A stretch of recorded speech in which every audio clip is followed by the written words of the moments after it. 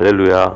2월 20일 주일 예배에 참여하신 모든 성도님 주님의 이름으로 환영합니다.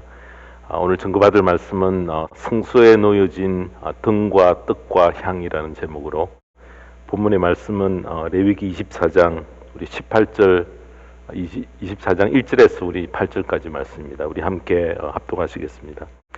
주님께서 모세에게 말씀하셨다. 너는 이스라엘 자손에게 명하여 올리브를 찧어서 짜낸 기름을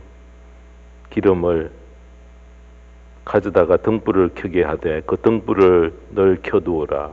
아론을 시켜 해막 안 증거궤 앞에 쳐 있는 휘장 바깥에 그 등불을 켜두어 저녁부터 아침까지 주 앞에 계속 켜두게 하여라. 이것은 너희가 되도록 길이 지켜야 할 규례이다. 아론은 주 앞에서 순금 등잔대 위에 그 등불을 늘 켜두어야 한다. 너는 고운 밀가루를 가져다가 과자 한 개당 밀가루 10분의 2 에바를 들여 과자 12개를 구워 한 줄에 6개씩 두 줄로 주의 앞 순금상 위에 차려 놓아라. 그리고 각 줄에 하나씩 순전한 향을 얹으라. 이 향은 과자 전부를 바치는 정성의 표시로 주에게 살라 바치는 제물이 된다.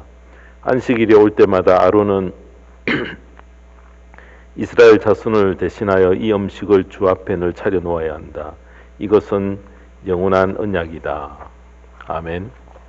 네, 오늘 이 말씀 가지고 성소에 놓여진 등과 떡과 향이라는 제목으로 말씀을 전합니다. 지금은 한국에서 대통령 선거로 여러분 보수와 진보 또 여당과 야당으로 나뉘어서 극한 서로 대립을 보입니다. 여러분 이렇게 대립을 이렇게 하지만은 어떤 경우에는 국민을 하나로 만드는 그런 힘이 있는데요. 바로 스포츠 운동 경기를 볼 때 일어납니다. 올림픽보다도 더 한 마음 전체 국민 전체를 한 몸 되게 만드는 것은 바로 4년마다 개최되는 월드컵 축구는 보수, 진보, 여당, 야당 여러분 이런 대립을 모두 다 허물어버리고요. 국민을 하나로 연합하게 하는 놀라운 힘을 가지고 있습니다. 특별히 축구 경기가 시작이 되어지면 선수와 또 모든 국민이 한 마음으로 가슴 조이며 승리하면 함께 기뻐하고 패하면 함께 아쉬워합니다. 이렇게 평소에는 서로 분열하고 서로 헐뜯고 싸우지만은 같은 소속은 놀라운 연합을 가져올 수 있는 그런 큰 잠재력을 가지고 있다는 것입니다. 한국에서 식당을 경영하는 분이 계시는데 그 식당에는 연변에서 오신 교포 아주머니 몇 분이 함께 일을 하고 계셨습니다. 한국말도 잘하고 이렇게 얼굴을 보면 분명히 한국인인데 중국과 한국의 운동 경기를 이 주인이 함께 시청한 적이 있었습니다. 이분들이 한국을 응원하지 않고요, 오히려 중국을 응원합니다. 겉모양이 한국 사람이고 한국 사람의 피가 흐르고 있었지만은 그들이 오랫동안 중국에 살면서 그들의 정체성이 한국보다는 중국 쪽으로 기울어 있기 때문에 오히려 중국을 응원하는 것을 보고 깜짝 놀랐다는 것입니다. 그러므로 겉을 보고 우리가 함부로 판단해서는 안 되고 우리의 속 사람 내면이 무엇을 지향해 가는가 하나하나 우리가 세심히 따져봐야 한다는 것입니다. 특별히 하나님의 자녀로 부름을 받은 성도들이 전 세계에 흩어져 삽니다. 여러분 피부색과 나이, 성별, 국적, 빈부가 각각 다르지만은 하나님의 자녀된 성도들은 믿지 않는 세상 사람들과 추구하는 것이 다르기 때문에 특별히 그리스도인을 성도를 지칭하는 특별한 표현이 성경에는 여러 모양으로 기록이 되어 있습니다. 예를 든다면 하나님의 자녀, 또 하나님의 사람, 하나님의 백성, 또 왕같은 제사장 이런 표현입니다. 여러분 이런 표현 중에 특별한 특색을 가진 한 표현이 있는데 바울이 우리 모두를 하나님의 성전이라 이렇게 표현을 했습니다. 고린도전서 3장 16절에 보면은 여러분은 하나님의 성전이며 하나님의 성령이 여러분 안에 거하신다는 것을 알지 못합니까? 구약 시대에는 성막이 성전으로 바뀌었습니다. 오늘날 신약 시대의 교회로 이어지는데요. 우리를 하나님의 성전이라 이렇게 이야기를 했습니다. 바로 이 성전의 기원은 옛날 성수에서 여러분 이렇게 흘러나온다는 것입니다. 오늘 본문 레위기 24장은 구약의 성막 안에서 제사장들이 해야 할 일에 대해서 말씀을 합니다. 성막의 기구 중에 등불은 매일매일 그들이 이렇게 정리를 해야 하고요. 또 떡인 이 진설병은 일주일에 한 번씩 교체할 것을 명령을 합니다.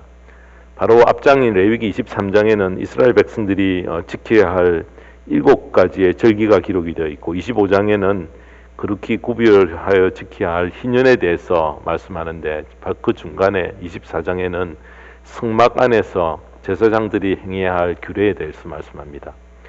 자, 그 규례에 대해서 첫 번째는 등에 대한 규례요, 두 번째는 떡에 대한 규례요, 셋째는 향에 대한 규례였습니다. 구약의 제사장들은 2가지 종류의 예배를 드렸습니다. 성막들에서 드리는 5가지 제사는 공적인 예배라 그렇게 말을 할 수 있습니다. 제사장은 성수에 들어가서 또 매주 하나님 앞에서 행해야 할 특별히 그들이 행해야 될 규례가 있었는데 일종의 사적인 그런 예배를 각각 따로 개인적으로 지켜야 했습니다. 제사장이 개인적으로 성수 안에서 감당해야 할 규례 중에 정정하는 중요한 3가지가 바로 오늘 설교 제목입니다. 등과 떡과 향에 대해서 명하였는데요. 구약 시대의 성막에서 지킨 이 규례가 신약 시대의 교회까지 이어져야 할 소중한 영적 교훈이 그 속에 감춰져 있다는 것입니다. 여러분, 제사장은 매일 성수에 들어갑니다. 성막은 성소와 지성소로 이렇게 나눠져 있는데요. 지성소는 대제사장이 딱 1년에 한 번 대속죄일에 들어가지만은 성소에는 제사장이 늘 매일매일 들어갑니다. 성소의 내부로 들어가면은 오른쪽에는 북쪽에는 떡상이 있고요. 왼쪽에는 남쪽에는 순금 등대가 있고 정면에는 분향단이 있습니다. 자, 제사장은 매일 저녁에 성소에 들어가서 순금 등대에 감람유를 채워서 불을 붙이고 또 아침에는 들어가서 그 불을 겁니다. 자, 이 일을 매일 반복해야 했습니다. 역대하 13장 11절에 보면요, 이렇게 말씀합니다. 그들은 날마다 아침 저녁으로 주님께 번제를 드리고 향을 피워 드리고 깨끗한 상에 빵을 차려놓고 금등잔대에는 저녁마다 불을 밝힌다. 자, 이렇게 우리는 주님께서 정하여 주신 법도를 지키고 있다. 그러나 너희는 그 법도를 저버렸다. 이렇게 기록을 합니다. 매일 저녁마다 불을 켜고 매일 아침에 들어가서 순금등대에 불을 꺼야 했습니다. 자, 그리고 5절에서 9절에는 제사장이 안식일마다 매주 반복해야 할 또 다른 일을 기록을 합니다. 8절에 보시면은 안식일이 올 때마다 아론은 이스라엘 자손을 대신하여 이 음식을 주 앞에 늘 차려놓아야 한다. 이것은 영원한 언약이다. 영원히 지켜야 될 바로 약속이라는 것입니다. 제사장은 밀가루로 12개의 떡을 만들어서 떡상 위에 6개씩 2줄로 세우고 그 위에 떡 위에 향을 올려놓아라, 그렇게 이야기를 합니다.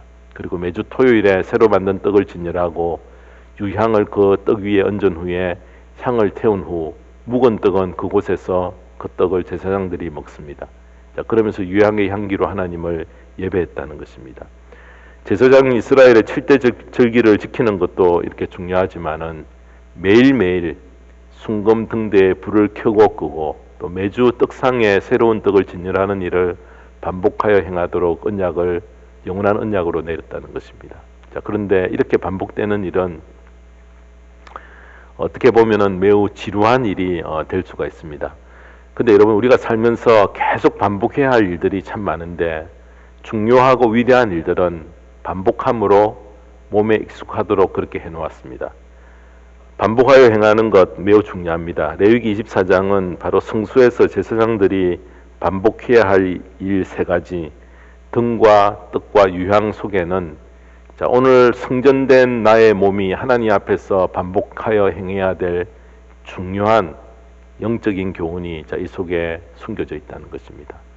자, 오늘날 눈에 보이는 성전도 없고 눈에 보이는 이런 도구들도 더 이상 교회 안에는 존재하지 않지만은 이 3가지 속에 신앙생활에 요긴한 것들을 감추어 놓아 거룩하신 하나님을 만나기 위해 우리에게 꼭 필요한 요소라는 것입니다.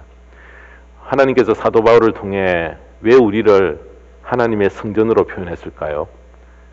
성수에서 행했던 등과 뜻과 향 속에 숨겨져 있는 그 정신이 바로 신약교회 안에서 계속 계승되어야 하기 때문입니다. 눈에 보이는 성전과 눈에 보이는 도구들은 더 이상 존재하지 않지만은 성전된 우리의 몸은 그 정신을 계속 계승해 가야 한다는 것입니다.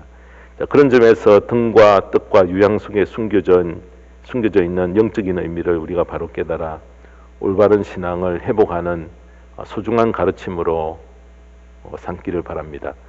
이 시간 등과 뜻과 향 세 가지 속에 감추어진 영적인 진리에 대해서 증거받기를 원합니다. 첫 번째로 등은 레위기 24장 2절입니다. 24장 2절에 보면 너는 이스라엘 자손에게 명하여 올리브를 찧어서 짜낸 기름 깨끗한 기름을 가져다가 등불을 켜게 하되 그 등불을 늘 켜두어라 이렇게 이야기를 합니다. 하나님께서는 성전에 항상 등불을 켜서 밝혀라 그렇게 명했습니다. 성전에 항상 끊어지지 않고 켜놓아야 하는 바로 이 등잔이 무엇을 뜻하는 것일까요? 오늘날 이스라엘의 성전은 사라져 버렸고요. 교회도 더 이상 이런 기구들을 가지고 있지 않습니다. 그렇다면은 이 등은 무엇을 가리킬까? 이 등불은 어두움을 물리치는 역할을 하는데 어두움이 밀려오는 저녁에 켜서 아침까지 켜놓아라 그렇게 이야기를 합니다. 하나님 앞에서 어두운 내 영혼을 밝히고 임재하신 하나님과의 교제가 끊어지지 않게 나를 깨우는 역할을 하는 것이 무엇입니까? 바로 기도라는 것입니다. 그래서 바울은 쉬지 말고 기도하라 그렇게 우리에게 명령했습니다. 어두움이 밀려올 때에 어두움을 물리치기 위해 밝히는 것이 바로 기도의 자리를 찾아가는 것입니다. 기도를 통해서 내 속에 어두움을 물리치고 나를 계속 밝혀가는 그런 역할을 감당하게 된다는 것입니다. 여러분, 기도하지 않고 기도 없이 지내는 심령은 반드시 어두워질 수밖에 없습니다. 기쁨의 빛, 감사의 빛, 생기의 빛은 어디에서 옵니까?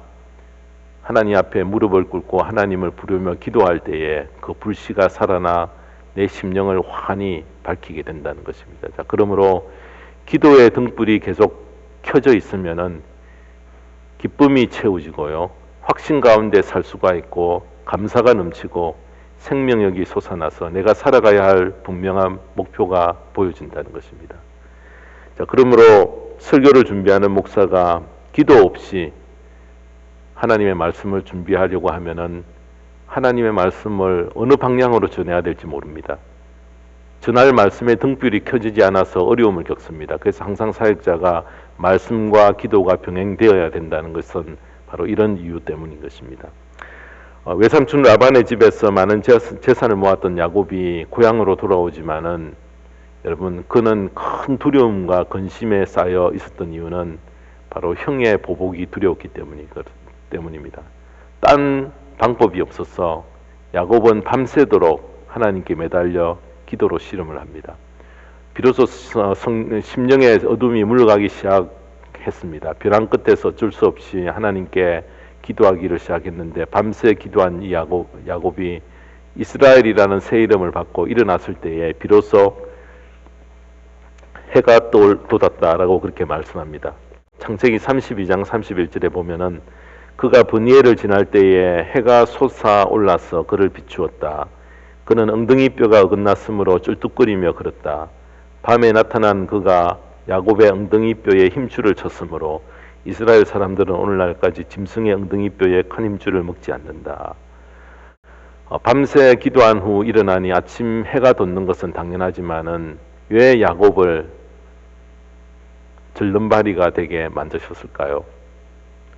그의 일생 중에 바로 이 순간, 하나님 앞에 매달리는 기도의 순간을 기억하고 다시 과거로 돌아가는 그런 자리에, 그런 실수에 빠지지 않도록 그것을 그의 마음속에 새기기 위해서입니다. 사랑하는 여러분, 내가 어둠 속에 있으면서 중요한 결정을 내리는 것 매우 우리가 조심해야 됩니다. 다르게 말하면은 기도하지 않고 중요한 결정을 하다가 사람들은 낭패를 당합니다. 인간적인 계산으로 또 사회적인 어떤 그런 상식으로 여러분 이것을 계산하고 결정하다가 큰 어려움을 당한다는 것입니다. 적어도 진단을 바로 하기 위해서는 내 마음에 밝은 등불이 켜져야 하는데 바로 기도가 등불의 역할을 합니다. 사랑하는 성도 여러분, 그래서 내 심령의 등불이 어떻게 되어 있는가 돌아보시기 바랍니다. 어두운 가운데 지도자가 빠져 있으면, 기도하지 않으면은 자기만 웅덩이에 빠지는 것이 아니라 함께 빠져들어간다는 것입니다. 기도 생활을 못하는 것은 내 영안이 어두워져 가는 것입니다. 등불로 내 심령을 밝히기 위해 반드시 우리가 찾아야 될 자리가 기도의 자리라는 것입니다. 야곱이 야복 강가에서 실험했던 것과 같이 깊이 회개하는 기도를 통해서 본래 내가 있어야 할 자리를 회복하고요, 밝은 눈으로 세상을 사는 저와 모든 수도님의 복된 생애가 되기를 주님의 이름으로 축원합니다. 자, 두 번째로는 떡입니다. 레위기 24장 5절에서 6절에 보면 너는 고운 밀가루를 가져다가 과자 한 개당 밀가루 10분의 2 에바를 들여 과자 12개를 구워 한 줄에 6개씩 두 줄로 주의 앞 순금상 위에 차려 놓아라, 이렇게 말씀합니다. 자, 이렇게 만든 떡을 안식일마다 성전 안에 차려 놓을 것을 8절에서는 다음과 같이 명합니다. 안식일이 올 때마다 아론은 이스라엘 자손을 대신하여 이 음식을 주 앞에 늘 차려 놓아야 한다. 이것은 영원한 언약이다. 성막 안에 매 안식일마다 떡을 상 위에 차려 놓아라 명하셨는데요. 자, 오늘날 교회 안에 떡을 차려 놓지 않습니다. 그러므로 오늘날 이 떡은 무엇을 가리킵니까? 하나님의 성령을 모신 나의 영이 필요로 하는 양식이 바로 떡이라는 것입니다. 이 떡은 눈에 보이는 떡이 아니라 우리의 영을 살리는 생명의 양식, 곧 하나님의 말씀을 뜻합니다. 성경에 나오는 떡을 연구하면은 그 속에 참 오묘한 진리와 비밀이 숨겨져 있습니다. 여러분, 출애굽한 광야에서 하나님은 하늘에서 만나를 내려 그들로 먹게 하셨습니다. 주님이 태어난 베들레헴의 뜻은 떡집이라는 뜻입니다. 그 베들레헴에서 태어나신 주님께서 요한복음 6장에 오병이어로 많은 사람을 먹이신 후에 하신 말씀이 요한복음 6장 35절에 이렇게 말씀합니다. 예수께서 그들에게 말씀하셨다. 내가 생명의 빵이다. 나에게로 오는 사람은 결코 줄이지 않을 것이요 나를 믿는 사람은 다시는 목마르지 않을 것이다. 사람은 영과 육, 이렇게 둘로 구성이 되어 있습니다. 영과 육에 합쳐서 이렇게 되어 있습니다. 분리될 때에 사람은 죽었다, 이렇게 이야기합니다. 자, 그런데 더 자세히 나눈 말씀이 데살로니가전서 5장 23절에 나옵니다. 평화의 하나님께서 친히 여러분을 완전히 거룩하게 해주시고 우리 주 예수 그리스도께서 오실 때에 여러분의 영과 혼과 몸을 흠이 없이 완전하게 지켜주시기를 빕니다. 사람의 구성 요소를 몸과 혼과 영으로 나누는 것을 삼분술이라 그렇게 이야기를 합니다. 자, 몸은 음식을 먹음으로 생명이 유지가 됩니다. 영은 지식을 채움으로 그 역할을 바로 감당하게 되고요. 영은 하나님의 말씀으로, 하나님의 말씀을 먹음으로 생명을 얻습니다. 자, 그러므로 영이 건강한 생명을 유지하기 위해서는 생명의 떡인 하나님의 말씀이 반드시 공급되어야 한다는 것입니다. 자, 그런데 하나님의 전에 떡을 매 안식일마다 새 것으로 차려놓을 것을 명령했습니다. 그래서 매 안식일마다 하나님의 전에 새 떡을 준비해야 했습니다. 자, 우리가 주일마다 예배를 통해 새 떡을 공급받아야 합니다. 주일마다 드리는 예배가 소홀해지거나 건너뛰게 되면은 그 심령 속에 영을 살리는 생명의 떡을 공급받지 못하여 영은 메말라가고 영적 생명을 건강하게 지탱하지 못하게 된다는 것입니다. 사랑하는 성도 여러분, 성전인 내 몸에 하나님의 말씀을 우리는 어떻게 공급받고 있습니까? 예수님께서 수다승의 여인을 만나 그녀의 영을 깨웠던 일이 요한복음 4장에 기록이 되어 있는데, 진리를 깨달은 이 수다승 여인이 동네로 나가서 사람을 데려왔을 때에 제자들은 주님께 음식 잡수시기를 권했습니다. 자, 그때 주님께서 귀한 말씀을 남기신 것이 요한복음 4장 32절에 기록이 되어 있습니다. 예수께서는 그들에게 말씀하시기를 나에게는 너희가 알지 못하는 먹을 양식이 있다 하셨다. 제자들은 누가 잡수실 것을 가져다 드렸을까 하고 서로 말하였다. 예수께서 그들에게 말씀하셨다. 나의 양식은 나를 보내신 분의 뜻을 행하고 그분의 일을 이루는 것이다 라고 하셨습니다.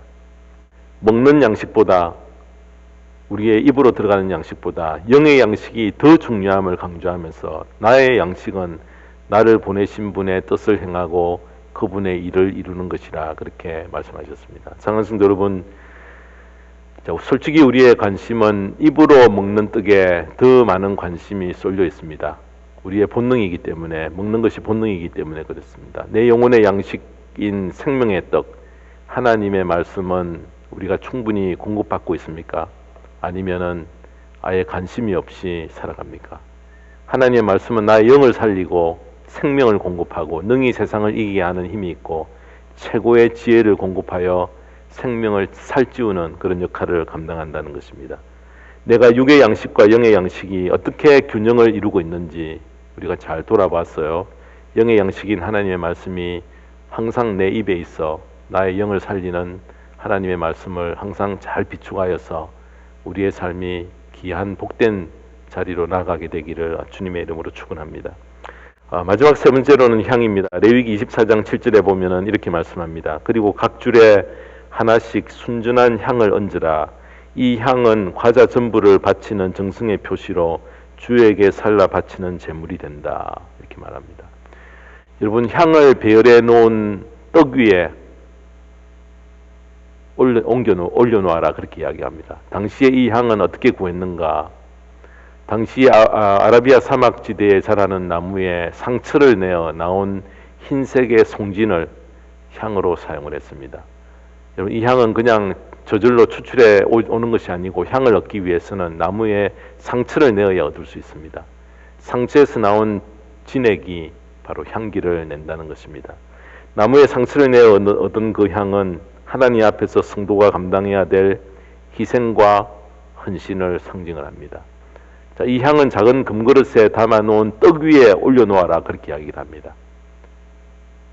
떡과 향이 합쳐집니다. 하나님의 말씀이 헌신으로 이어져서 그렇게 될 때에 향기가 되어 향기로운 제물로 냄새를 주위에 퍼뜨려지게 만든다는 것입니다. 하나님의 말씀은 그냥 듣고 지식적으로 아는 데서 그쳐서는 안 되고요. 말씀대로 행하려는 삶을 사는 가운데서 겪는 희생과 수고로 말미암아 귀한 향기를 주위에 퍼지게 만든다는 것입니다. 나무의 상처에서 얻어진 이 진액이 향기를 풍기듯 나의 헌신과 희생의 삶이 아름다운 향기가 되어 우리 주위에 퍼지게 된다는 것입니다. 자, 오늘날 우리가 살아가는 이 시대는 점점 헌신과 희생으로부터 멀어져가는 그런 시대에 살고 있습니다. 피하려는 그런 시대에 삽니다. 하나님의 말씀대로 살려면은 반드시 희생과 자신의 몸을 드리는 헌신이 요구되지만은 사람들이 희생을 싫어하고 헌신을 싫어하고 피하려고 하다 보니까 모두가 주를 위해 겪는 희생을 피하려 하기 때문에 향기를 바라지 못하고 있다는 것입니다. 주를 위해서 행하는 그 희생은 향기가 되어서 주위에 반드시 퍼지게 됩니다. 모자라는 시간, 금족 같은 시간을 쪼개어서 헌신하는 일에 자신의 몸을 드리는 것입니다. 그래서 로마서 12장 1절에 보면은 형제자매 여러분, 그러므로 나는 하나님의 자비하심을 힘입어 여러분에게 권합니다. 여러분의 몸을 하나님께서 기뻐하시는 거룩한 산제물로 드리십시오. 이것이 여러분이 드릴 합당한 예배입니다. 이렇게 말씀합니다. 여러분, 향기를 바라기 위해서는 반드시 희생과 고통이 따르게 마련입니다. 하나님 앞에서 드리는 헌금은 내가 쓰고 남는 것을 드리는 것이 아니고 머리를 먼저 떼어드리고 혹시 모자라면은 그 부분은 내가 희생으로 감당하겠다는 각오로 드린 희생이 들어간 그 예물을 하나님이 기뻐하십니다. 희생이 있는 곳에 향기가 바랍니다. 자, 그렇기 때문에 한 사람의 헌신된 신앙인을 만나는 것, 한 사람의 헌신된 신앙인이 되는 것, 한 사람의 헌신된 신앙인을 세우는 것, 너무나 교회가 감당해야 될 귀한 일이라는 것입니다. 힘든 일이지만은 얼마나 복된 일인지, 사원들 여러분, 내 삶 속에서 퍼져가는 희생의 향기가 있습니까? 주를 위해 겪는 고난의 향기가 있습니까? 내 삶 가운데 주를 위해 겪는 삶이 향기를 발해야 한다는 것입니다. 나무의 상처를 내어 얻은 그 진액으로 향을 발하게 하듯이 주를 위한 희생과 어려움을 감당하는 헌신은 반드시 귀한 향기를 발하게 됩니다. 너희가 하나님의 성전인 것과 하나님의 성령이 너희 안에 계시는 것을 알지 못하느냐라고 바울은 이야기했습니다. 우리를 성전으로 삼으셨다면은 이 성전 속에서 반드시 세 가지가 놓여져 있어야 합니다. 등과 뜻과 향입니다. 어떤 교회가 은혜스러운 교회입니까? 기도 소리가 웅성웅성 나는 교회입니다. 말씀이 생명수 강같이 흐르는 교회입니다. 희생과 헌신의 소문이 향기와 같이 퍼져나가는 교회입니다. 은혜스러운 교회는 은혜스러운 교인들이 만들어갑니다. 기도하려는 교인들로 교회가 채워져야 하고요. 말씀을 간절히 사모하는 교인들이 있을 때에 생명수가 그곳에 흐르고 제각기 희생을 마다하지 않고 헌신하는 교인이 있을 때에 헌신의 향기가 점점점 아름답게 주위에 퍼져간다는 것입니다. 바라옵기는 우리 복음장로교회 안에 있는 모든 성도님들이 이 등과 뜻과 향을 잘 준비하여서 귀하게 쓰임을 받아 하늘의 큰 상이 예비되는 그런 자리에 나가게 되기를 주님의 이름으로 축원합니다. 기도하겠습니다.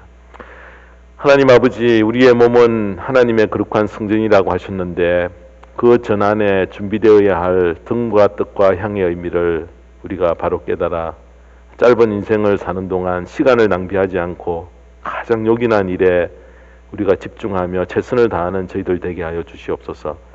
기도에 힘쓰는 교회 되게 하시고 말씀을 간절히 사모하는 교회 되게 하시고 자기의 몸을 하나님이 기뻐하시는 산제물로 희생하고 헌신하는 성도들이 이 교회 안에 많이 나올 수 있도록 인도하여 주시옵소서. 그리하여 하늘의 큰 상이 예비되는 귀한 축복의 자리에 함께 나아가는 저와 모든 성도님의 복된 생애가 되기를 간절히 구하오며 이 모든 말씀 우리 주 예수 그리스도의 이름으로 기도드리옵나이다. 아멘.